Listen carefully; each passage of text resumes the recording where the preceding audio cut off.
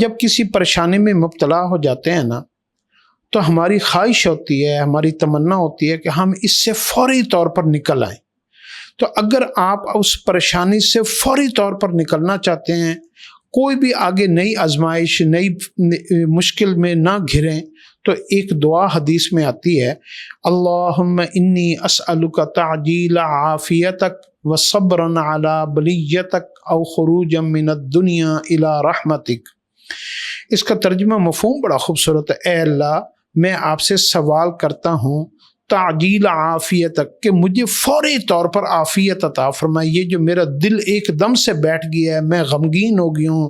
اور میں پریشانی میں مبتلا ہو گیا ہوں، میری عقل، میری سوچ، میری ہر چیز جو ہے نا وہ میرے بس سے باہر ہو گئی ہے، تو یا اللہ مجھے فوری طور پر، مجھے نا یہ ایک ہوتا دیر سے جو ہے نا وہ قبولیت ہونا، ایک ہوتا فوری طور پر حل ہونا، اے اللہ مجھے فوری طور پر عافیت عطا فرما دیجئے،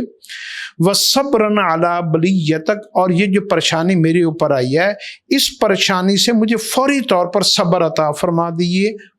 دیجئے، او خروجا من الدنیا الی رحمتک، اور جب میں اس دنیا سے تیری طرف آؤں تو مجھے اپنی رحمت میں گھیر لینا، میں کسی ایسی یہ نہ ہو کہ میں دنیا میں بھی پریشان ہوا ہوں اور آخرت بھی میرے لیے پریشانیوں کا سبب ہو۔ تو اس دعا کو آپ اپنی زندگی کا حصہ بنائیں، آپ کو ہر پریشانی سے فوری نجات مل جائے گی۔